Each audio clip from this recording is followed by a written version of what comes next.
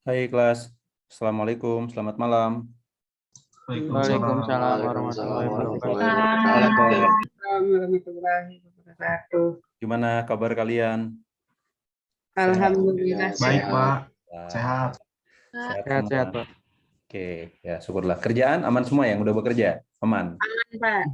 Baru pulang, Ya. Pak. Alhamdulillah. Ya, hari ini mendung. Saya takutnya banjir. Ternyata nggak jadi ya. Oke, gas. Oke, kita start.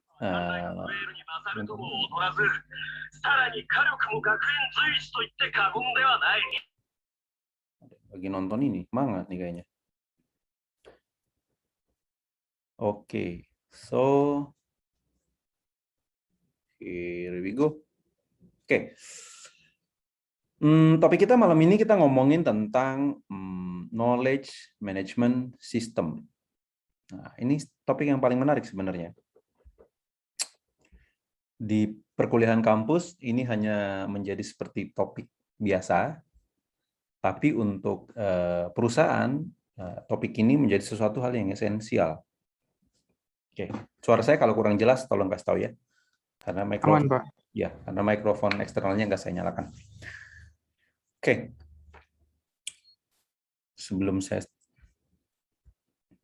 start dulu. Nama saya Roles Erwin, Eskom MMSI. MMSI itu Magister Manajemen Sistem Informasi, tapi kalau kami yang dulu nyebutnya adalah main-main semua isinya gitu. Itu adalah kelasnya angkatan saya gitu. Karena kita memang kebanyakan kuliah sambil bercanda gitu, sampai kita membuat selintingan main-main semua isinya gitu. Jadi ya bercanda sambil kuliah gitu kan. Nah, aktivitas saya profesional dan lecturer, kebanyakan ini experience saya sebelum bergabung dengan Horizon Education. Anyway, saya di Horizon Education itu dari bulan Mei 2021. Jadi saya masih newbie di sini. Saya masih harus banyak berkomunikasi, ngobrol atau sharing dengan kalian agar saya bisa mendapatkan insight yang lebih lagi tentang sekolah ini, kampus ini. Mau seperti apa sih dulu story-nya gitu. Saya pengen menggali banyak hal sebenarnya. Karena setelah saya gali satu demi satu, kadang saya menemukan hal-hal positif yang saya wow gitu. Yang nggak saya temukan di tempat lain. Sekarang kalau di STIMIK sendiri saya posisinya sebagai dosen. Kalau untuk malam ini berarti kita sebagai dosen, tapi kalau untuk ada urusan yang lain yang kepentingan dengan akademik berarti posisi saya sebagai ketua gitu. Jadi nggak usah pusing dengan itu. Ketika saya ngajar dengan kalian berarti saya sedang pakai posisi sebagai dosen, lecturer. Oke, jadi enjoy aja gitu. Dan di luar itu, di luar juga saya gabung juga menjadi startup mentor untuk beberapa teman-teman dan komunitas startup yang mereka memang sedang build usahanya mereka. Karena dari 2014 saya memang lama berkecimpung di dunia startup gitu. Jadi Surabaya, di UGM, dan sempat juga ngajar di ITB 2015-2016. Nah, ngomongin startup juga gitu. Dan saya berharap experience tadi bisa saya bawa juga sebenarnya di kampus ini nantinya menjadi sesuatu. Siapa tahu untuk kalian juga yang semester akhir pengen membuat skripsi masih bingung galau mau membuat apa, boleh nyoba untuk jalur startup. Kita lagi membahas aturan itu. Oke, itu sih. Bentar. Oke, nah kalau secara background sendiri, saya dari computer science, sama seperti kalian, kita anak-anak komputer, ilmu komputer gitu. Tapi experience saya kebanyakan adalah di HRD, Human Resources, di operasional, people development, dan terakhir adalah 20% alokasinya adalah di IT. Di IT itu bisa sebagai IT lead dan project manager aja gitu. Jadi hanya berkecimpung di freelance saya malah kebanyakan untuk IT-nya, tidak di dalam real korporatnya. Tapi ketika di dalam posisi sebagai HR, saya bisa memberikan perspektif yang baru bagaimana teknologi bisa melakukan evolusi, improvement yang signifikan dalam proses-proses HR, mulai dari rekrutmen sampai dengan karyawan tersebut keluar gitu dari perusahaan, sampai dengan exit-nya dia dari onboarding sampai dengan exit offboarding. Seperti itu. Jadi nggak harus karena kita dari lulusan IT, kita harus bekerja di perusahaan IT aja. Enggak sih. Justru anak-anak IT itu prospeknya sangat besar. Anak-anak IT itu terbuka di semua sektor industri. Karena sekarang semua lini industri itu menggunakan teknologi dalamnya. Butuh anak-anak IT sebenarnya. Mau dari kesehatan, sekolah, perbankan, startup apalagi. Gitu. Mereka yang monster akan teknologi malah. Lebih haus dengan teknologi. Terus pabrik gitu. atau bagian produksi, dan masih banyak lagi. Transportasi pun sekarang sudah melibatkan teknologi juga. Bahkan radio-radio aja sekarang sudah konversi dari yang dulunya hanya analog aja. Sekarang mereka sudah menggunakan teknologi di dalamnya.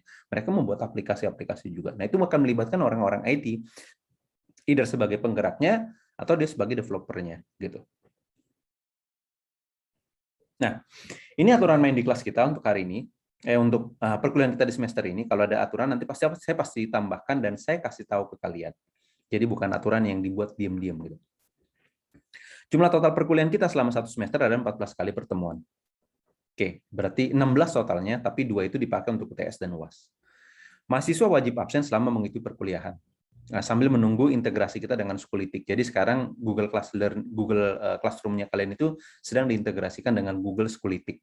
Jadi dengan Schoolitic ini harapannya nanti kalian itu nggak perlu absen lagi. Jadi begitu kalian login Google Classroom di jam yang kalian kuliah itu sudah dideteksi sebagai absensi kehadiran. Gitu. Dan dosen pun nanti akan tahu kalian sudah baca atau belum baca materi yang diberikan oleh dosen.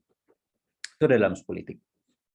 Jumlah kehadiran minimal adalah 75% dari total pertemuan. Kalau dirata-ratain dari 14 kali pertemuan, minimal hadir kalian berarti adalah 10. 4 kali kalian boleh bolos. Gitu kan? Gitu. Kalian boleh bolos 4 kali. Dan 10 kali kalian wajib hadir. Nah, bila jumlah kehadiran kurang dari ketentuan di atas, mahasiswa tidak diperbolehkan mengikuti UAS. Nah, konsekuensinya ke sana. Kalau di semester sebelumnya, di pengalaman perkuliahan kalian sebelumnya, mungkin kalau tidak kehadiran itu dianggap menjadi salah satu penilaian. Nah, kalau untuk semester ini mungkin itu menjadi tidak penilaian lagi, tapi itu menjadi sebuah kewajiban. Kenapa seperti itu? Karena bagi dosen wajib mengajar itu seperti kegiatan kita malam ini itu kan kewajiban. Dan bagi kalian sebagai mahasiswa yang kuliah itu kan kewajiban kalian untuk menghadiri perkuliahannya. Jadi itu adalah kewajibannya kita sebenarnya. Jadi itu bukan hal yang esensial untuk dinilai. Gitu kan?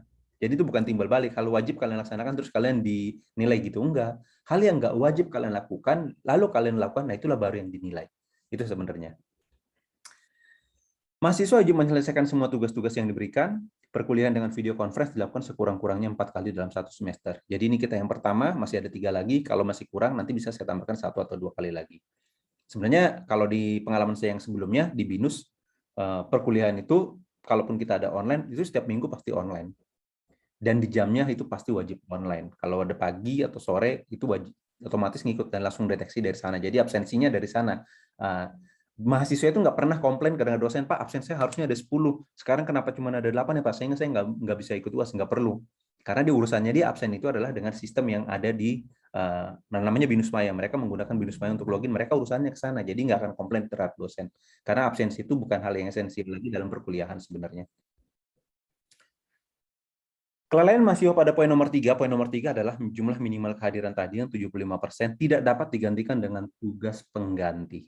Oke, jadi saya tidak akan memberikan tugas pengganti untuk menggantikan jumlah ketidakhadiran kalian. Kecuali kalian sudah bolos 4 kali, udah bolos 4 kali nih, kalian ada bolos lagi nih 5 kali. Tapi bolos yang kelima atau keenam kalian itu karena mahasiswanya dirawat di rumah sakit, misalnya kena penyakit atau apa, yes oke, itu boleh. Terus mahasiswa mengalami musibah kecelakaan gitu. Ya siapa sih yang mau gitu kan? Bencana alam siapa juga yang menghendaki itu gitu. Atau ada kabar duka dari keluarga inti. Keluarga inti orang tua, adik, kakak, nenek, kakek. Udah sampai itu aja keluarga intinya. Jadi om, paman, tante, bibi, tetangga itu jangan dibawa-bawa lagi gitu. Itu bukan masuk lagi dalam hitungan keluarga itu. Nah, hal-hal tadi itu menjadi esensial, itu diperbolehkan, berikan dispensasi untuk tambahan tadi, walaupun bolanya jadi 6, it's okay gitu. Saya tetap anggap itu valid gitu. Kalian boleh terus next adalah kalian boleh menjawab pertanyaan atau soal dalam 2 pilihan bahasa Inggris atau Indonesia.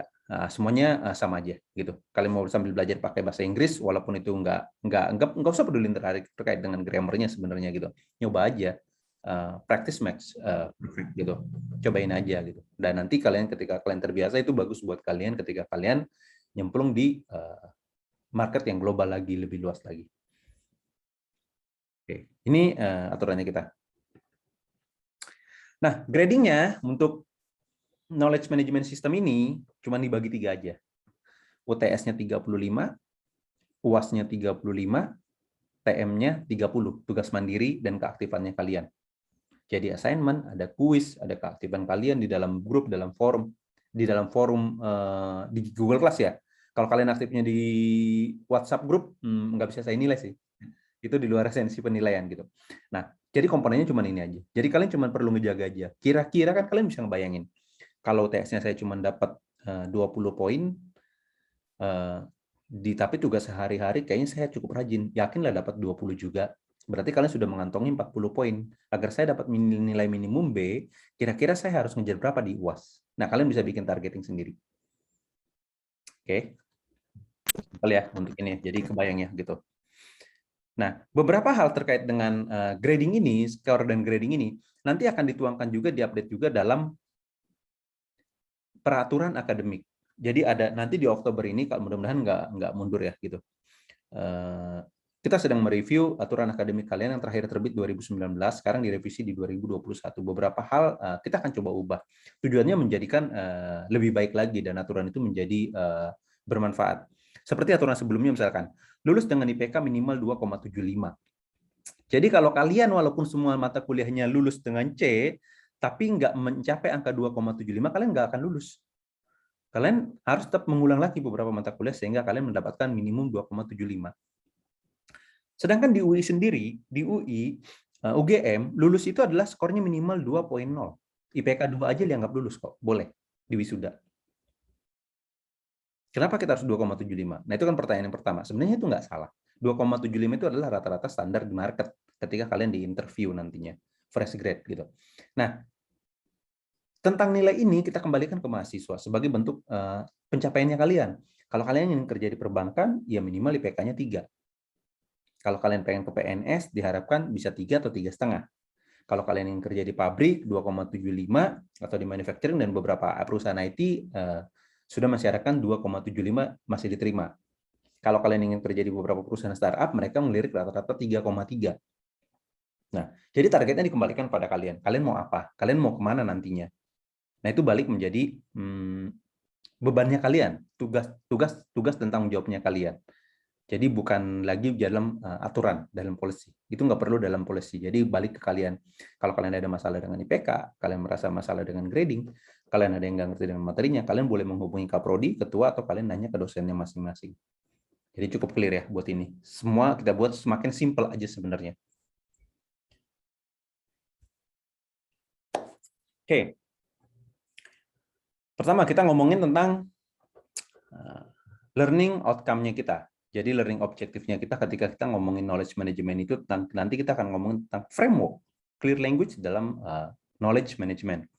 Lalu ngomongin bagaimana sih konseptual dalam knowledge management, taksonominya. Bagaimana sih organisasi itu belajar membentuk sebuah knowledge management. Kita belum ngomongin knowledge management system, kita belum ngomongin embel-embel system, tapi baru knowledge management aja. Terus history dari knowledge management. Nah, ini sudah ada sebenarnya di dalam modul. Jadi beberapa bahasan kita hari ini sudah ada dalam modul roles and responsibility required for knowledge management application. Beberapa yang mau kita ulas ini, saya mungkin akan quick lebih cepat beberapa page gitu. Sudah ada dalam modul kalian lebih lengkap. Nanti kalian bisa baca merujuk ke sana juga.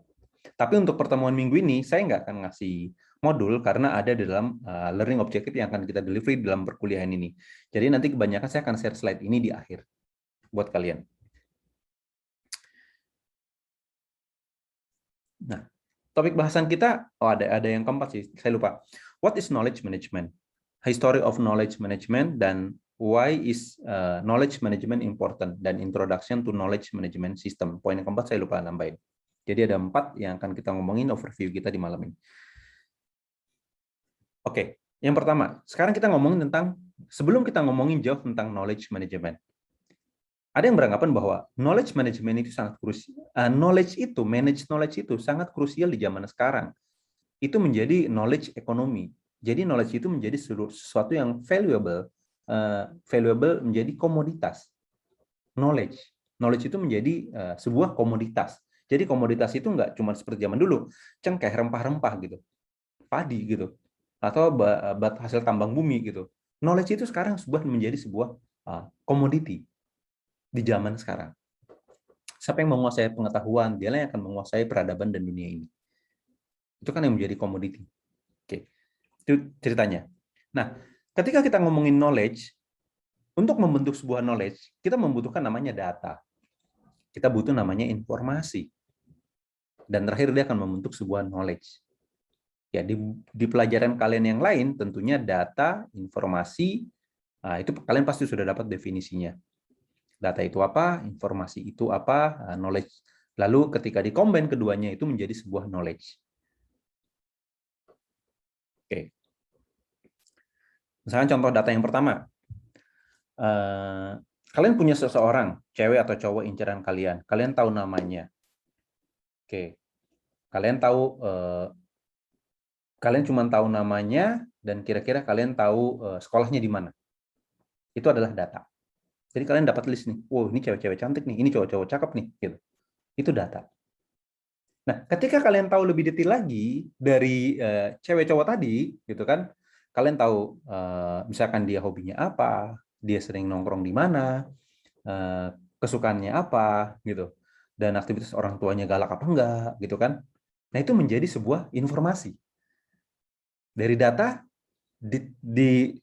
dengan perspektif yang representasi analisa data dengan representasi yang berbeda lagi, itu menjadi sebuah informasi.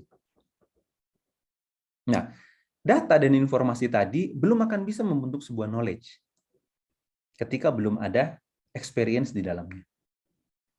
Jadi, knowledge itu akan lebih ngomong pada experience. Kalau saya ngunjungin si Ani, saya udah tahu namanya Ani, anaknya ada di Bandung. Anaknya cantik nih, gitu. Lulusan dari ITB misalnya. Hobinya udah tahu juga. Alamat rumahnya tahu. Begitu kalian berkunjung ke rumahnya, bapaknya galaknya luar biasa. Tomaknya sadis. Oh, ternyata bapaknya suka banget sama martabak. Kalau nggak ada itu, dianggurin coy. Nah, itu kan experience yang pertama. Next, ketika minggu depannya kalian datang lagi, mau coba nyamperin lagi, PDKT lagi, kalian kan punya data, informasi, dan experience. Itu kalian olah menjadi satu hal. Kalian bungkus menjadi satu, itu namanya knowledge. Nah, kalau saya berkunjung ke rumah Ani yang di Bandung tadi, saya harus bawa martabak nih. Bapaknya senang banget. Baru nanti saya bisa akrab. Solve satu buah problem. Bisa ngetuk bapaknya. Nah, itu menjadi knowledge. Makanya kalian jadi tahu kan sekarang kenapa knowledge itu menjadi mahal.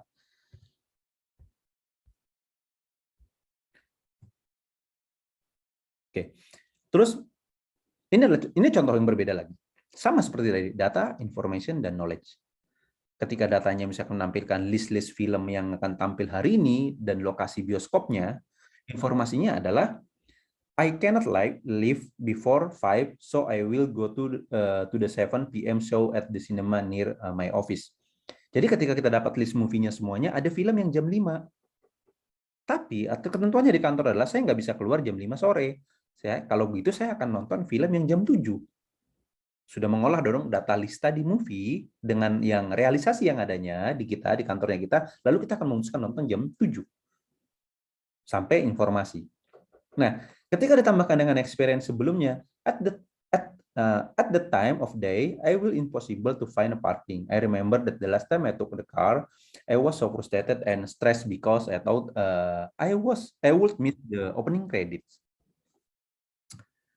Jadi dia punya pengalaman di minggu sebelumnya, dia susah banget sebenarnya mencari tempat parkirnya. Nah, apa yang akan dilakukan oleh si orang ini dengan pengalaman tadi? Maka dia akan berangkat lebih cepat atau dia akan berangkat dengan jam yang sama, tapi dia akan play dulu. Dia bilang dia akan cek dulu di dalam aktivitas, dia akan cek dulu dengan cara yang berbeda untuk mencari tahu highlight atau trailer dari movie tersebut, sehingga dia nggak akan ketinggalan seluruh part di dalam movie tadi, even dia akan telat sedikit. Itu kan knowledge yang mengantisipasi. Oke, sampai sini kebayang ya? Ada yang bingung? Oke. Kalau diem berarti ngerti atau bingung. Oke. Nah, ketika kita ngomongin blueprint dalam knowledge management sistem nantinya, itu kan rundown-nya hierarkinya kan seperti tadi ya. Ada data, ada informasi, ada knowledge, dan terakhir adalah wisdom. Kebijakan-kebijakan atau aturan-aturan. Jadi kalau ada sebuah kebijakan dibuat oleh pemangku kepentingan, baik itu pemerintah atau siapapun, maka seharusnya dia sudah punya knowledge. Knowledge itu dibentuk dari informasi. Informasi itu dibangun berdasarkan data. Jadi kebijakan yang dibuat adalah berdasarkan susunan experience yang valid. Oke, itu gambaran hierarkinya. Nah, ada sebuah cerita lagi ngomongin tentang kayak gini. Setiap tahun selama 5 tahun terakhir, tanaman apel yang di Somerset tumbuh sebesar 10%. Jumlah pertumbuhan yang sama diprediksi tahun ini akan terjadi. Jadi kita perlu mencari pasar untuk 10% apel yang selanjutnya. Jadi ketika tahun pertama dia panennya dia cuma segini, dia cuma jualan di pinggir jalan.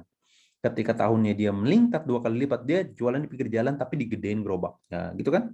Ketika tahun ketiga dia sudah makin melimpah, dia membuka sebuah toko kecil, lalu toko besar. Dan pada akhirnya ketika melimpah, tahun kelima dia lihat dia masih kelebihan, dia udah nggak bisa jual sendiri, maka dia harus mencari pangsa pasar atau mencari pasar lain untuk menampung yang 10% tadi, kelebihan ini tadi.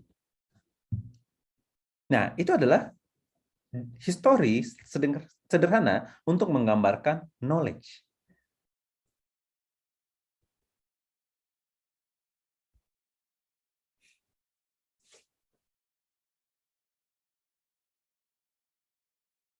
Jadi dalam contoh ini, data yang dikumpulkan setiap tahun selama 5 tahun terakhir telah menjadi informasi dan pola pertumbuhan tanaman apel telah dapat diidentifikasi, yakni sebesar 10% setiap tahun. Informasi ini digunakan untuk memprediksi tingkat pertumbuhan yang sama tahun ini dan telah membuat sebuah kesimpulan bahwa ketika pola ini terus-menerus terjadi, maka kita harus melakukan langkah antisipasi terhadap buah apel tadi. Kita udah tahu bahwa kita cuma akan bisa menyerap 100 buah apel misalnya. Hasil panen kita 110. 10-nya kita kemanain? Ya kan? Nah. Wait. Sebentar ya.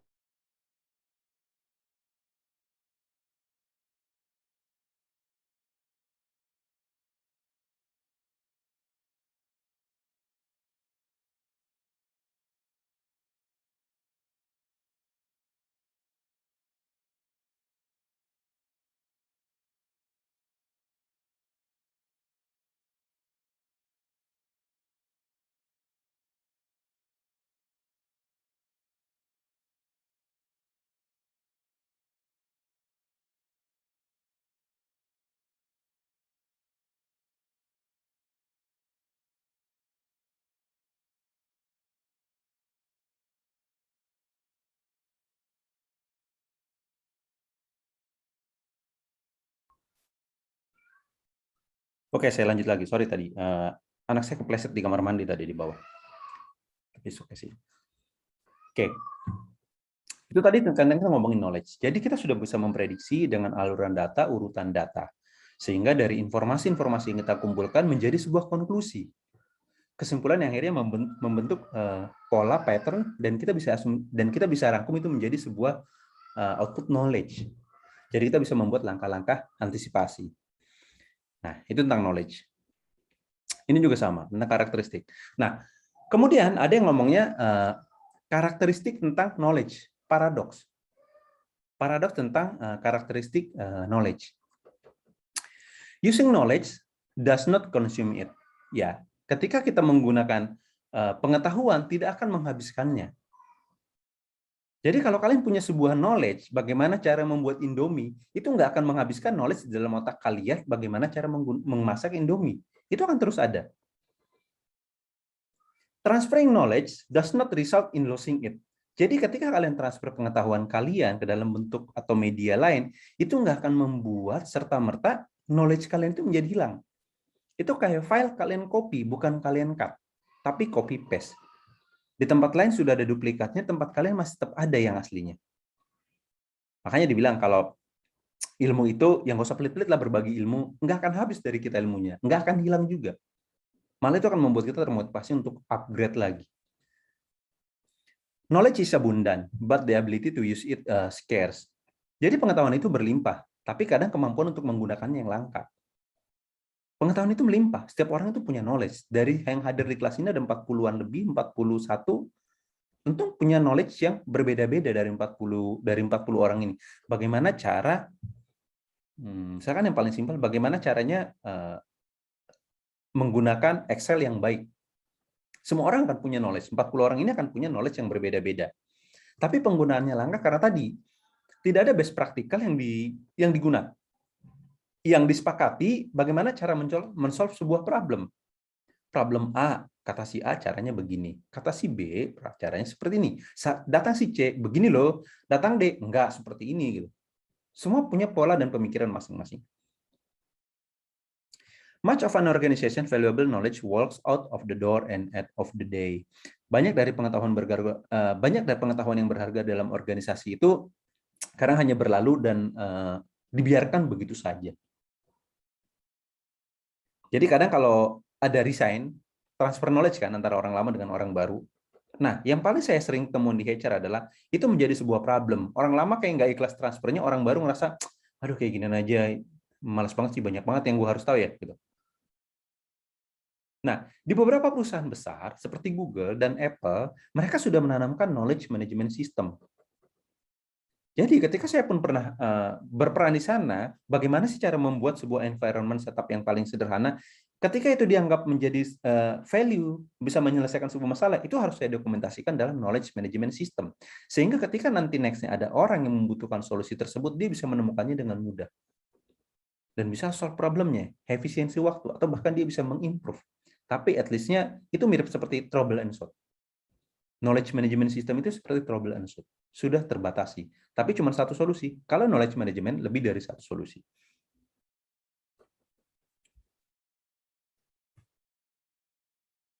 Oke. Ada pertanyaan sejauh ini? Pertanyaan ini saya akan skip. Kalian bisa baca aja, karena terus saya masukkan di modul juga kalau nggak salah. Kita ngomongin, next-nya, slide-nya adalah disiplin dalam knowledge management, disiplin. Ilmu-ilmu yang berkaitan dengan knowledge management, bidang ilmu. Disiplin di sini bidang ilmunya. Ada tentang ngomongin help desk system, database teknologi, kolaboratif, electronic performance support. Ada yang ngomongin DSS juga, web teknologi, artificial intelligence atau machine learning. Di dalamnya bisa diintegrasikan juga dengan machine learning, technical writing, cognitive scientist. Nah, ini ada beberapa disiplin yang bisa diintegrasikan dengan knowledge management. Sehingga dia nanti menjadi sebuah knowledge management system. Nah, di dalam knowledge sendiri terbagi menjadi dua part, taksit dan eksplisit. Taksit mengacu pada knowledge pribadi yang melekat dalam pengalaman atau pemahaman individu dan melibatkan faktor-faktor seperti keyakinan, perspektif, nilai-nilai pribadi. Taksit knowledge ini sulit loh untuk dipindahkan atau ditransfer. Apalagi hal-hal yang berkait dengan keyakinan. Keyakinan itu tidak harus mesti dalam unsur agama ya. Teman kalian yakin kalau dia ganteng, yang cewek yang sebelah bilang dia nggak yakin sih kalau itu ganteng gitu. Nah, itu keyakinan. Jadi bukan keyakinan dalam perspektif hanya keyakinan beribadah, bukan yang vertikal, tapi yang horizontal. Nah, sedangkan explicit knowledge mengacu pada taksit knowledge yang sudah didokumentasikan. Terkait kan, explicit nggak akan terwujud kalau nggak ada taksit. Tapi bagaimana caranya mengeluarkan isi kepala orang dengan baik di dalam sebuah dokumentasi. Bisa dalam video, bisa dalam audio, bisa dalam paper, tulisan, karya ilmiah. Itu adalah salah satu cara menuangkan knowledge, taksit. Oke.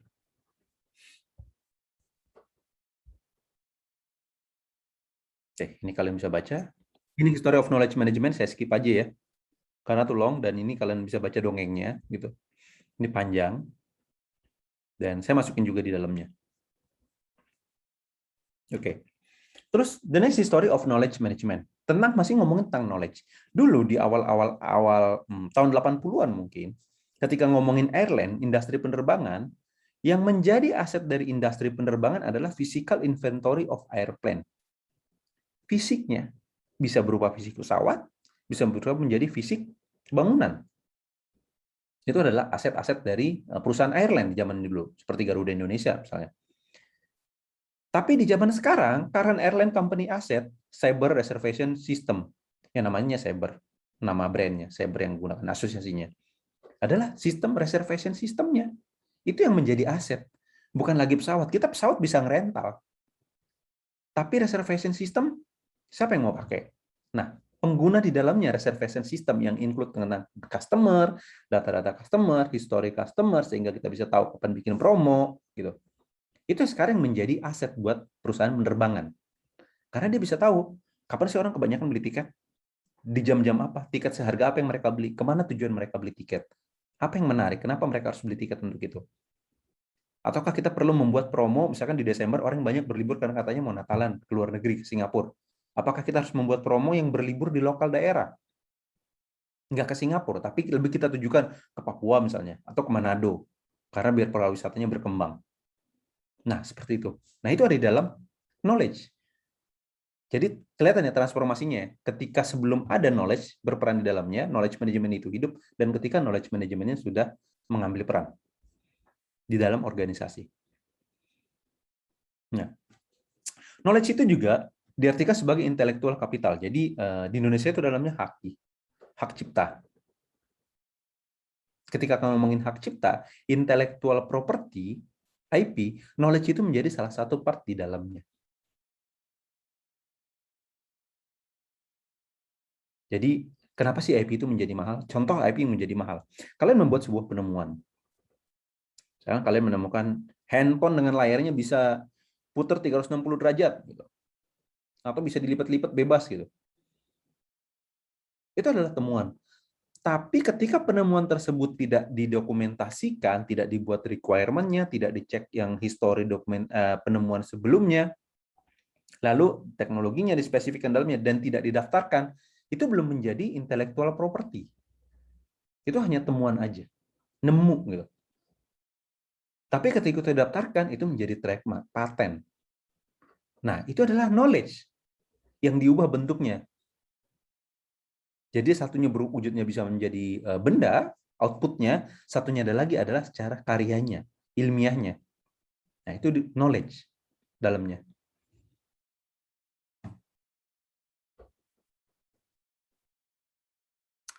Ini saya skip. Ini saya tidur. Nah. Dan next kita ngomongin adalah, kenapa sih knowledge management itu menjadi hal yang penting atau esensial di zaman sekarang? Globalization of business. Itu alasan yang paling pertama. Kenapa knowledge itu menjadi penting, knowledge management. Organisasi zaman sekarang kan more global ya, multi-site, tempatnya nggak cuma satu. Steaming Horizon sendiri, sekarang posisi pertamanya aja Karawang. Next paling dekat kita itu adalah Surabaya, karena ada 10 titik sebenarnya di Indonesia nantinya. Dan ini kita lagi mengejar dengan waktu ya. Mana yang lebih cepat kita wujudkan?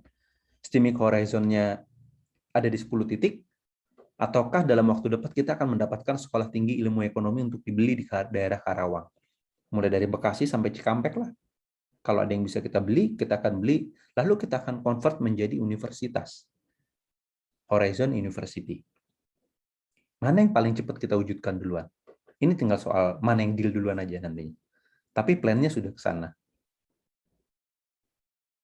Nah, multi-site, multilingual, and multiculture in nature. Ya, Indonesia ada di Horizon sendiri, ada Indonesia dan Filipina. Itu udah multilingual. Multiculture, yes. Bahkan nanti Karawang dengan Surabaya aja itu udah multiculture. Udah beda pendekatannya. Walaupun masalahnya sama, pendekatannya mungkin akan beda untuk menyelesaikan masalah-masalah tersebut.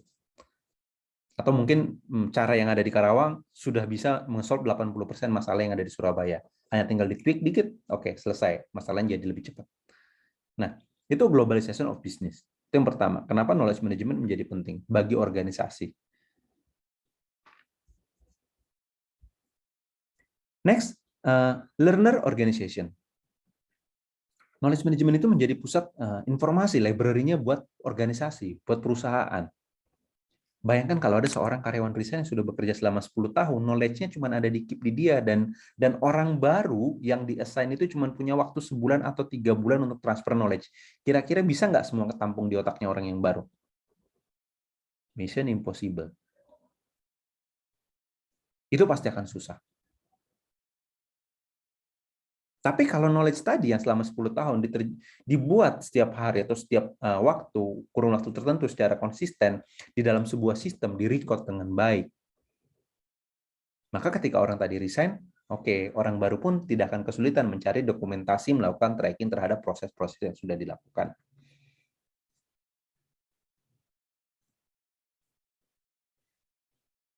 Corporate amnesia. Nah, ketika kita ngomongin corporate amnesia, saya ngambil sebuah contohnya. Jadi ketika dulu ada sebuah corporate amnesia, cost of lost knowledge. NASA loses film on first moon landing. Jadi katanya NASA itu kehilangan film pertama ketika mereka landing di bulan. Apa sih yang bisa dipelajari dari kehilangan film pertama ini? Satu, bisa jadi itu landing yang paling bagus, ya kan? Sehingga ketika pendaratan berikutnya yang kedua ke bulan, mereka belajar dari cara mendaratkan yang pertama, atau bisa jadi itu pendaratan yang worst, berbahaya. Sehingga ketika pendaratan yang kedua, mereka bisa melakukan antisipasi yang lebih baik untuk meminimalis kejadian pendaratan yang pertama. Tapi mereka kehilangan filmnya. Itu adalah harga yang harus mereka bayar mahal. Kenapa harus mereka bayar mahal? Pilihannya cuma dua, memberangkatkan orang yang sama lagi ke bulan, atau memberangkatkan orang baru ke bulan tanpa ada experience. Mahal kan harganya yang harus dibayar kan? Bisa jadi yang kedua ini sukses landing, atau meledak, bubar. Nah, itu ketika kita ngomongin knowledge. Mahalnya sebuah knowledge. Lalu ada technological advances. Ketika kita ngomongin knowledge, zaman sekarang teknologi itu kan cepat banget ya perpindahannya. Bergerak teknologi itu luar biasa. Orang dulu harus bikin coding di platform Android native, iOS native. Sekarang muncul Flutter. Android native, go, saya bikin sekali. Karena Gojek sudah melakukan transisi itu tahun kemarin. Mereka sudah build semuanya menggunakan Flutter aja. Mereka nggak mau lagi maintain, ini tim Android, ini tim iOS. No, one team, lebur. Karena cost-nya akan lebih efektif dan efisien. Ya bayangkan 500 tim yang ada di Gojek, 500 tim developer untuk nge-handle jutaan transaksi per hari. Make sense sih untuk perusahaan sebesar itu. Gitu. Karena faktor teknologi juga. Jadi teknologi ikut berpartisipasi memberikan improvement yang signifikan terhadap implementasi knowledge tadi. Wait, cek jam. Wah, jangan sampai kebablasan. Jangan-jangan kita udah nyampe jam 10 malam kan, horor. Lalu individual. Nah, ini people-nya. Kalau nggak ada people-nya, sorry, ini mau melebar ya. Sampai ini, Ding, sampai teknologikal. Lalu next kita ngomongin KM for individual, community, and organization. Jadi tadi 4 faktor penting ya, kenapa knowledge itu penting zaman sekarang. Nah, sekarang ngomongin KM untuk individual. Kenapa sih knowledge management itu menjadi hal yang menarik buat individual? Help people to do their job and save time through better their decision making and problem solving. Yes. Kalau kita punya cara-cara bagaimana menyelesaikan pekerjaan dengan lebih cepat, tentu itu akan membuat kita menghemat banyak waktu dan proses, nggak bikin pusing. Nah, kadang yang lucu di Indonesia seperti ini. Ketika kalian bisa mengerjakan sebuah pekerjaan dengan sangat cepat, itu justru dihargai lebih murah. Itu kan konyol ya. Padahal untuk membuat kalian menjadi lebih cepat mengerjakan suatu hal, itu kalian butuh experience dan latih yang konsisten, terus-menerus waktu yang lama, sehingga kalian bisa menjadi tercepat dari yang lain. Tapi kadang di Indonesia itu dihargai menjadi lebih cepat. Dan saya pun ngerasain hal itu sebagai developer kadang. Ngomongin seperti ini. Ini saya narik ini dalam dari experience saya. Saya pernah dapat klien yang membandingkan saya dengan orang lain. Jadi ceritanya dia membuat sebuah learning system untuk sekolahnya dia. Dia punya sekolah musik. Jadi dia membuat learning system. Nah, ketika proyeknya diberikan ke saya memberikan angka 3 digit. Ya, di atas 100 lah saya ngecas dia. Lalu dia komplain. Di atas 100 charge, tapi saya bilang saya bisa selesai dalam waktu 2 bulan. Lalu ada yang satu lagi yang ngecas dia dengan harga 30% dari price yang saya kasih, yang saya berikan gitu. Lalu dia bisa menggaranti selama 4 bulan selesai. Tapi dia nggak yakin dengan itu 4 bulan akan selesai dengan orang yang tadi. Dia lebih yakin dengan saya sebenarnya 2 bulan bisa selesai, karena ngeliat experience yang udah pernah saya buat. Tapi menurut dia, bro, lu kan bisa bikin ini dalam waktu cuma 2 bulan. Kenapa lebih mahal costnya daripada yang 6 bulan ya? Lalu saya bilang ke dia, Pak, untuk saya bisa membuat ini 2 bulan, saya punya banyak experience, history project, dan saya punya tim yang lebih mendukung untuk melakukan ini. Orangnya mungkin sama dengan tim sebelah. 3 orang juga yang dicemplungin, saya juga 3 orang. Tapi experience kami akan membuat ini menjadi lebih cepat dan Bapak nggak sakit kepala. Tapi penjelasan itu buat dia nggak make sense. Akhirnya dia go dengan orang yang pertama. Setelah 6 bulan gagal, dia balik lagi saya. Dia melanjutin aja, boleh nggak bro setengahnya? Gue bilang nggak mau. Karena ngerjain kerjaan orang itu sama dengan kita belajar dari nol. Mending saya bikin sendiri dari nol jauh lebih cepat. Akhirnya dia bakar 2 kali. That's the story of knowledge. Knowledge itu mahal. Jadi kalian pun sama dengan yang kerja di IT. Ketika kalian bisa mengerjakan satu hal dengan cepat, bukan berarti kalian harus dihargai lebih murah. No. Kalian harus bisa membuat harga kalian, pride kalian tetap tinggi. Karena experience yang sudah kalian lalui untuk membuat kalian menjadi cepat mengerjakan. Jadi latihan terus-menerus itu membuat kalian menjadi ahli. Nah, itu tentang individualnya. Nah, terkait knowledge-nya, ya karena kalian sudah punya knowledge dan experience yang cukup untuk membentuk itu. Jadi tadi, making decision making dan problem solving-nya kalian bisa lebih cepat. Oke, build sense of community bonds within the organization. Ya, dengan experience dan knowledge tadi, ya kalian mencoba lebih cepat bonding sih. Help people to keep update. Kalau kalian punya update teknologi yang terbaru, ada orang yang konsultasi kalian, tentu kalian lebih bisa mengarahkan dengan lebih bijak dibandingkan dengan mereka yang nggak pernah update teknologi.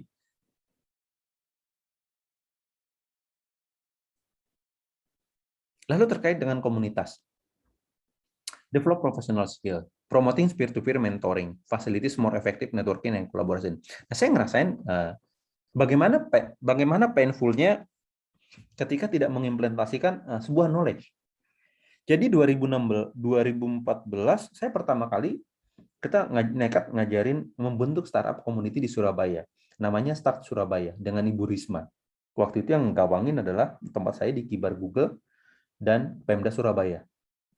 Kita membuat namanya Start Surabaya. Di mana kita melakukan inisialisasi startup untuk anak-anak di Surabaya. Mahasiswa, mahasiswi, dan pelajar di Surabaya. Dari universitas negeri atau swasta, semua boleh join. Free. Dan sampai pemenangnya ada 3 grup yang waktu itu terakhir itu kita berangkatkan ke Silicon Valley. Bersama dengan Bu Risma dan Pak Menteri waktu itu masih Pak Rudiantara. Mereka berangkat ke US untuk belajar. Dan balik lagi ke Surabaya untuk mentransfer lagi apa yang mereka dapatkan di sana. Nah, ketika kita ngerunning lagi, proyek yang hampir mirip sama di Jogja, di UGM waktu itu, namanya Innovative Academy, di UGM, saya harus ngajarin lagi dari nol lagi. Karena waktu itu memang belum ada knowledge sistemnya. Nggak ada yang sempat untuk memikirkan membuat knowledge-nya. Sehingga apa catatan-catatan yang saya punya, file-file yang saya punya, itu aja yang diedit biar prosesnya jauh lebih cepat. Tapi kalau sayanya nggak ikut, kalau guanya waktu itu nggak ikut, saya tuh bahasanya kan nih, kalau guanya nggak ikut waktu itu, ya ini mentok jadinya. Karena nggak ada program manajernya. Dan lalu konyolnya lagi adalah, dilakukan lagi di ITB, namanya Tech-Based Business. Teknologi-Based Business. Di bawah School of Business, SBM, School of Business Management, ITB. Sama kejadian yang sama lagi. Sangat tidak efektif, sangat tidak efisien tanpa ada sebuah knowledge. Dan di akhir dari perjalanan itu, saya ngomong sama si Jansen waktu itu, saya ngomong gini, Mas, lu kayaknya harus bikin sebuah konsep pendekatan library system, knowledge management buat lu. Artinya siapapun yang keluar dari organisasi ini, siapapun yang resign ini, orang baru penggantinya tetap akan bisa mentransfer atau menelaah semua histori yang sudah terjadi tanpa harus kehilangan track. Lu tinggal tarik library-nya Google ke tempatnya lu. Ini kan satu perusahaannya, jadi satu induk anak ya di Indonesia. Kan tinggal tarik selesai jadi. Dan sebelum itu diimplementasikan, perusahaannya sudah diakuisisi. Nah, itu yang lebih problem lagi. Akhirnya perusahaannya ditarik lagi sama Google. Nggak jadi digedein. Gitu. Nah, terus ngomongin KM untuk organisasi. Knowledge management untuk organisasi lebih penting seperti yang saya bilang tadi. Itu lebih viral lagi buat mereka. Bagaimana kalau kita kehilangan karyawan? Bagaimana kita kalau hilang pendekatan-pendekatan yang lebih efektif dan efisien terhadap problem yang muncul? Bagaimana cara kita handling customer A? Apa yang harus dilakukan untuk handling customer A? Customer A senangnya dikasih hadiah seperti ini, jumlahnya segini, dikasihnya saat dia ulang tahun atau saat istrinya ulang tahun aja. Dia akan senang banget. Itu adalah knowledge yang harus disimpan. Sehingga ketika ketemu si customer A mau komplain, kita pendekatannya berbeda. Jadi kadang problem itu kan nggak harus ke problem sistem, tapi problem terhadap orang. Nah, itu peran dari knowledge management. Yang sekarang, knowledge tadi itu kan cuma nempel di kepala atau di ingatannya account manager. Jadi kalau account manajernya pindah dari bank A ke bank B, bubarlah semua orang-orang tadi. Makanya nggak heran ketika key personnya keluar, kliennya ikut pindah. Sering kan kalian mendengarkan hal seperti itu dalam proyek atau apalagi dalam anak-anak IT yang ngerjain proyek nih. PSC-nya keluar, bubar semua, dibawa semua gitu dengan klien-kliennya gitu. Nah, sementara di Google dan di Apple itu nggak pernah terjadi. Karena kliennya karena si klien itu yakin bahwa semua knowledge historinya itu sudah disimpan dengan repository yang baik. Dan bahkan ketika ada perpindahan orang pun, mereka nggak nyadarin kalau ini sudah pindah. Karena semua service, cara perlakuannya tetap konsisten. Karena ketika ada problem, solve-nya juga sama caranya. Nah, itu karena knowledge tadi. Jadi orang baru pun tetap melakukan hal yang sama, sehingga klien pun ngerasa, oke, fine, nggak ada yang perlu dikhawatirkan. Mereka tenang, bisnis berjalan, next money. Generate profit, semua happy, gitu kan? Karena ujung-ujungnya dari sebuah usaha adalah menghasilkan income. Kalau dia nggak menghasilkan income dan dipertahankan, nah itu mungkin perusahaan donatur atau lagi beramal. Oke, ini key driver, knowledge management key driver. Kalian boleh baca aja nanti, saya share di slide-nya ini. Ada pertanyaan sebelum saya masuk knowledge management system? Atau ada yang udah mulai ngantuk karena udah malam? Atau saya bawanya terlalu pelan? Ini ngajar saya yang paling pelan loh. Biasanya saya ngajar cepet banget bahasanya. Saya coba ngubah ritmenya. Pelan-pelan aja nyampeinnya. Enggak, belum ada yang bingung. Masih aman, Pak. Masih aman. Oke, kalau kalian ada nanya atau ada yang bingung, kalian boleh langsung speak ya, langsung ngomong aja ya. Saya tipikalnya orangnya open minded, bukan baperan gitu. Dan satu lagi ya, karena kebetulan saya punya dua posisi di kampus ini, kalian jangan lihat posisi satunya, kalian lihat saya sebagai dosen kalau malam ini gitu. Jadi sebenarnya saya sebagai dosen. Kalau saya sebagai dosen itu berarti saya cuma tahu lebih dulu ilmu ini, lalu saya ajarkan kalian. Hanya itu aja. Jadi sebenarnya kita lebih enak partneran kayak mentor teman gitu. Jadi bukan sesuatu orang yang harus diidentifikasi sebagai makhluk yang super banget, enggak seperti itu. Nah, ketika kita ngomongin knowledge management, tadi kan kita ngomongin knowledge management. Sekarang kita tambahin sistem dalamnya. Apa yang dikatakan? Knowledge management system is any kind of IT system that stores and retrieves knowledge to improve understanding, collaboration, and process alignment. Ada juga pengertian lain yang berkata, knowledge management system merupakan sebuah sistem yang dimiliki organisasi untuk mengidentifikasi, membuat, menjabarkan, dan membagikan pengetahuan untuk dipelajari kembali untuk mencapai tujuan organisasi dengan baik. Jadi pada dasarnya knowledge management bertujuan untuk memudahkan masalah yang timbul dengan cara membuka kembali masalah yang ada dengan solusi yang telah dilakukan di masa lalu. Nah, dapat ya, kebayang ya sekarang key-nya ya, knowledge management system. Jadi mungkin sekarang kalian kepikiran bagaimana cara membuat knowledge management system. Pak, apakah sebuah knowledge management system itu harus di dalam organisasi, perusahaan besar? Saya ada ide gila kayak gini. Ide konyol. Ini saya ngajar kayak gini. Mudah-mudahan kalian nanti nggak ada yang protes. Bapaknya kayak lagi ngobrol di warung kopi gitu. Bagaimana kalau kalian bisa membuat sebuah knowledge management system untuk mengantisipasi orang-orang yang sedang membangun hubungan atau dalam konteks berpacaran. Ini terlepas kita setuju dengan nggak setuju ya berpacaran ya. Itu kita taruh di nomor 2 dulu ya. Kenapa? Kalau orang gagal dengan cara yang pertama, maka dia harus belajar dengan cara yang kedua. Jangan jatuh di lubang yang sama. Oke kan? Itu kan berarti ada pendekatan gila lainnya. Gimana caranya melakukan pendekatan ke calon orang tua, mertua sebelah. Pendekatan experience yang pertama dari cerita si Joni, si Budi, si Bambang. Ceritanya begini, begini, begini. Itu menjadi experience baru untuk anak yang belum punya experience. Nah, tapi itu cuma jokes saja. Jadi, any kind of IT system yang di-store dan di-retrieve, disimpan dan ditarik kembali menjadi sebuah informasi untuk memberikan pemahaman yang baik tentang sebuah problem yang pernah terjadi di masa lalu dan sudah di-solve. Problem yang sudah di-solve. Di sini dikatakan, membuka kembali masalah yang ada dengan solusi yang telah dilakukan di masa yang lalu. Jadi kalau ada masalah dan solusinya belum ada, itu bukan knowledge management namanya. Karena nggak ada jalan, karena tidak ada tujuannya. Gitu. Masalah yang sudah pernah ada dan ada solusinya. Kalau kalian ada masalah, lalu kalian menemukan solusinya, besok kalian ketemu masalah yang sama lagi, kalian pasti akan lebih cepat nge-solve-nya. Menemukan jalan keluarnya, solving-nya pasti akan jauh lebih cepat. Ya kan? Tapi kalau kalian nggak pernah menemukan solusinya, masalah yang sama datang, pasti kalian akan tepuk jidat, pusing. Ini piye ya? Gitu. Dan pemahaman lain tentang knowledge adalah, jadi knowledge management system adalah sebuah tools atau aplikasi yang berbasis digital yang biasanya digunakan oleh banyak perusahaan atau organisasi untuk membantu mengatur dan mengelola dokumentasi berupa pengetahuan dan knowledge. Berupa pengetahuan atau knowledge. Nah, jadi kebayang ya, ketika knowledge management ditambahkan aplikasi, sistem menjadi knowledge management system.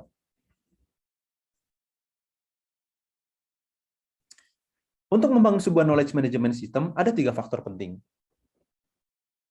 Yang pertama, people, orang-orangnya, yang dilibatkan, yang punya pengetahuan, orangnya kan. Karena yang punya pengetahuan dan knowledge itu kan cuma orang. Komputer itu kan buatan. Knowledge-nya dia juga terbatas. Ketika ada sebuah artifisial yang canggih sekalipun, itu baru bisa mengolah 1-2% kemampuan otak manusia. Ketika dia bisa melakukan perhitungan kuantum sekalipun, itu baru memecahkan 1-2% otak manusia. Yang kedua adalah prosesnya. Proses-proses yang terjadi dalam organisasi yang didokumentasikan oleh seorang tadi dan disimpan di dalam sebuah tempat media dengan menggunakan bantuan teknologi. Kalian kebayang kalau ada sebuah knowledge management yang disimpan di dalam buku library. Tetap dia menjadi knowledge, tapi nggak knowledge management system, tapi hanya menjadi knowledge management aja. Jadi kalau kalian cari bagaimana cara membuat nasi goreng yang enak banget, di sana ada 100 resep. Nah, kalian cari satu-satu. Ketika dia dikonversi menjadi sistem, bagaimana cara membuat sebuah nasi goreng yang enak banget itu? Akan langsung muncul 100 dan kalian bisa cari mana yang paling banyak digunakan orang. Nah, itu menggunakan bantuan teknologi. Faktor yang ketiga, people, proses, teknologi. Lalu classification of knowledge management system. Knowledge discovery, capture, sharing, dan application. Ketika kita ngomongin discovery, didefinisikan sebagai pengembangan dari tacit knowledge atau explicit knowledge yang baru dari data dan informasi atau perpaduan knowledge sebelumnya. Ketika kita ngomongin knowledge capture, sebagai proses penerimaan eksplisit atau tacit knowledge. Dan ketika ngomongin sharing, tadi sharing terhadap tacit, eksplisit, dan tacit atau individunya. Dan knowledge application system adalah interpretasi dari ketiganya, discovery, capture, dan sharing.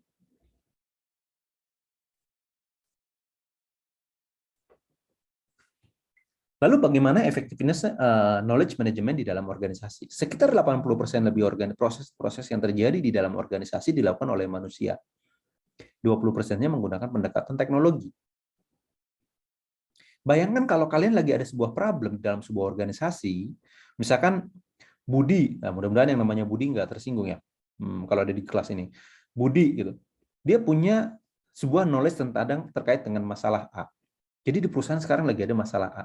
Si Budi baru patah hati, lalu jadi dia nggak mood. Ketika kalian nanya, bodo amat, katanya. Emang lu doang yang punya masalah, gue juga lagi ada masalah. Gitu.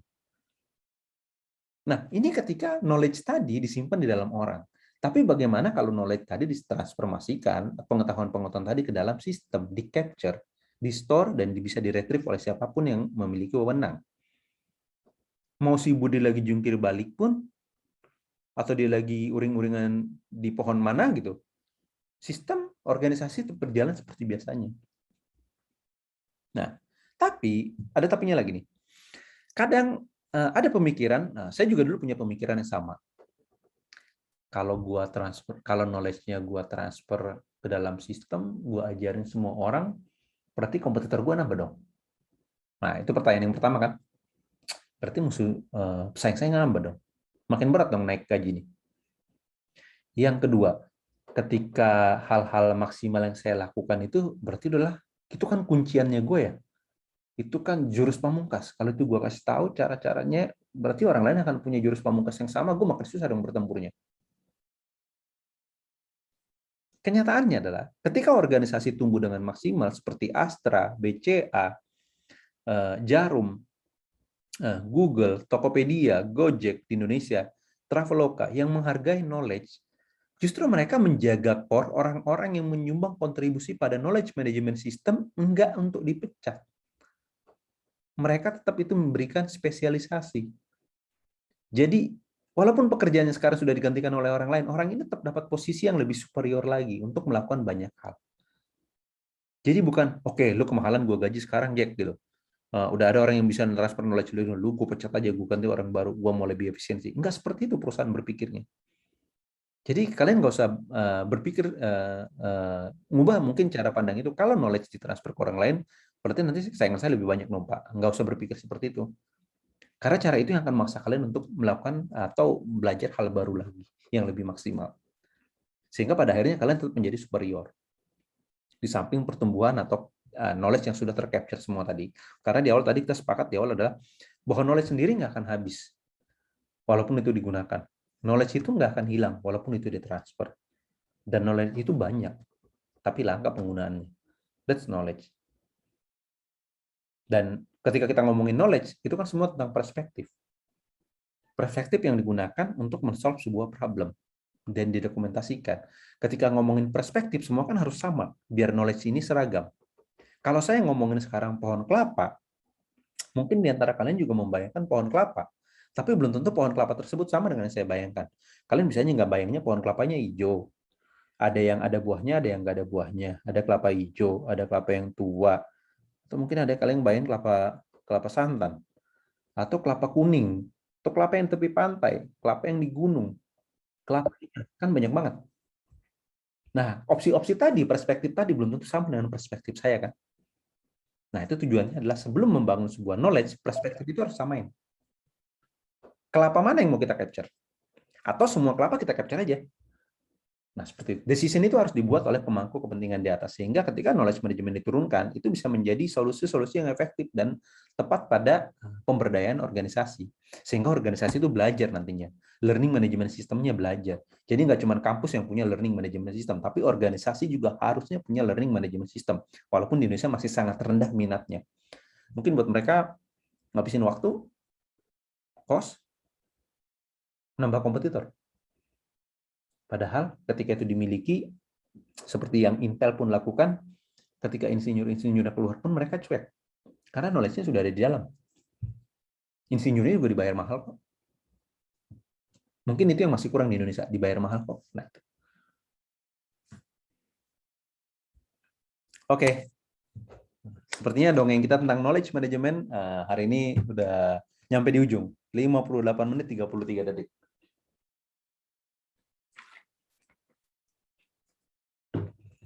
Ada pertanyaan? Ada yang buat kalian bingung? Ada yang mau curcol? Ada yang mau cerita? Anything? Pak, punten untuk modul yang tadi Bapak jelasin ada yang tadi di share di GC ya Pak? Gimana? Modul yang tadi Bapak jelasin ada di GC kan ya? Belum saya upload, nanti malam ini saya upload. Belum. Ya kan soalnya kan ada tugas buat ringkasan. Nah, sebenarnya tugas ringkasan itu adalah apa yang saya ceritakan itulah yang kalian ringkas. Iya, siap. Takut ada yang kelewat gitu kan bisa lihat baca modul. Oh, oke. Ada satu hal. Oke. Kita nyamain perspektif lagi ya buat kalian juga ya. Tadi siapa yang nanya tadi si Endang ya? Iya Pak. Oke, thank you Endang. Gini, ketika kita ngomongin tentang story gitu, saya bukan orang yang tipikal senang kalian copy paste.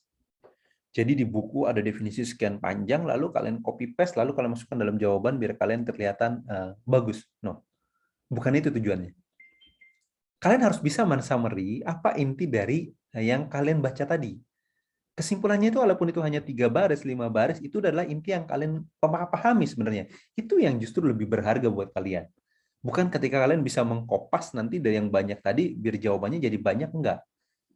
Jadi jangan heran, kalaupun jawaban kalian singkat, saya ngasih nilainya lebih banyak, dan jawaban kalian terpanjang lebar, tapi nggak ngena, saya ngasihnya biasa-biasa aja. Tapi tetap saya menghargai, itu adalah sebuah proses. Nggak apa-apa, pelan-pelan. Mungkin nanti kalian bisa, mungkin nggak terbiasa, tapi nanti pelan-pelan itu pasti bisa. Karena itu akan lebih nempel nanti kalian. Ya, jadi nggak usah worry tentang itu ya. Jadi kalau ada di slide pun nanti saya kasih, saya nggak berharap sih kalian akan kopas dari sana. Jadi apa intisari yang kalian pahami sebenarnya tentang malam ini, kalian boleh ceritakan di sana dengan bahasa yang sederhana.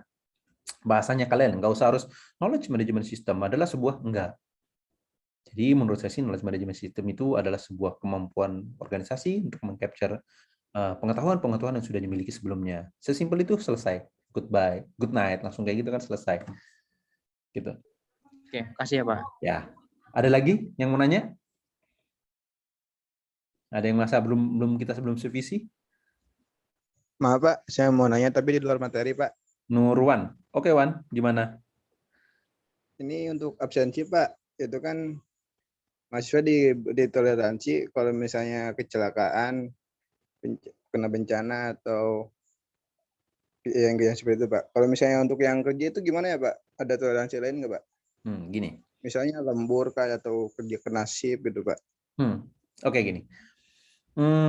Kalian itu kan dari 14 kali pertemuan kan sudah saya kasih bolos 4 kali, ya kan? Oke. Lalu yang kedua, kan punya opsi ya. Kalau Nurwan sekarang bisa malam, minggu depan bisanya pagi, absen di pagi aja, join di pagi.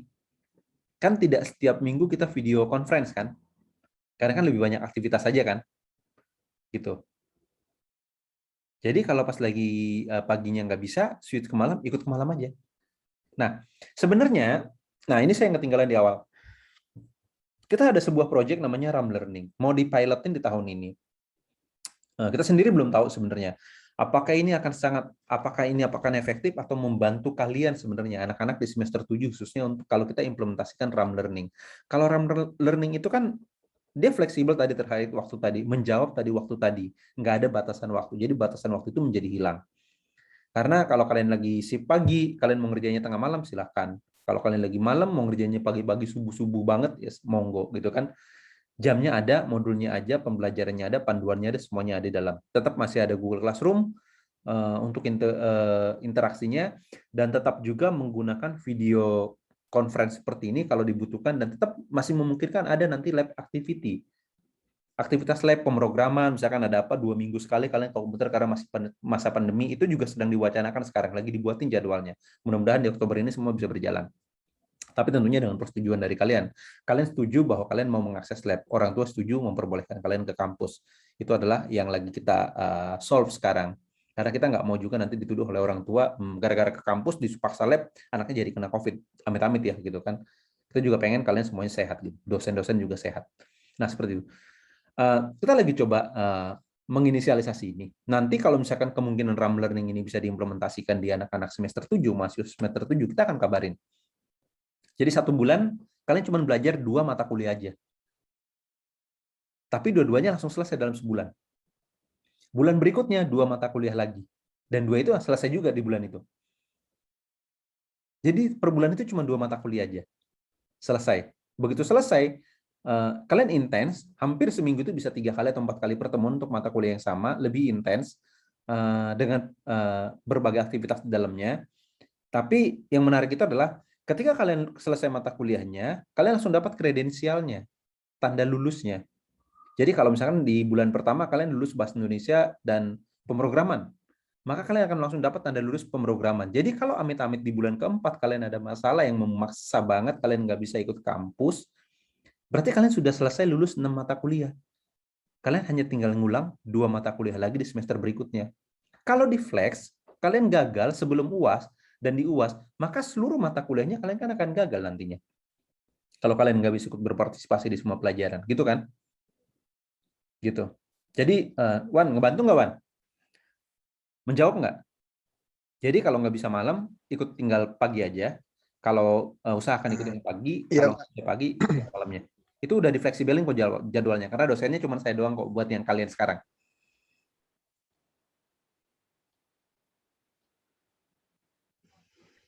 Ada. Iya Pak, soalnya bingung Gimana? kalau misalnya satu mata kuliah.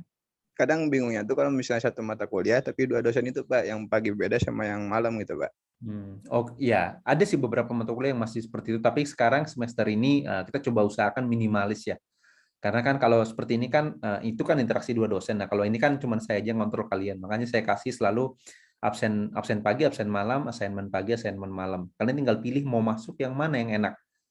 Jadi kalian juga tidak saya identifikasi ini mahasiswa malam nih, ini mahasiswa pagi, enggak. Sebebas kalian, sefleksibel kalian.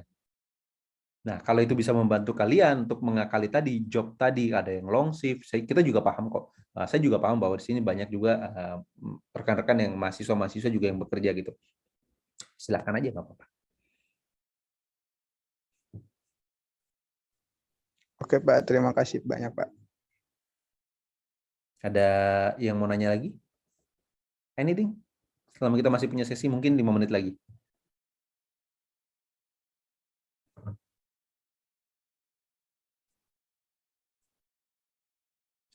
Nah, buat yang semester berikutnya, kan kalian kan skripsi kan ceritanya kan, buat yang udah boleh skripsi.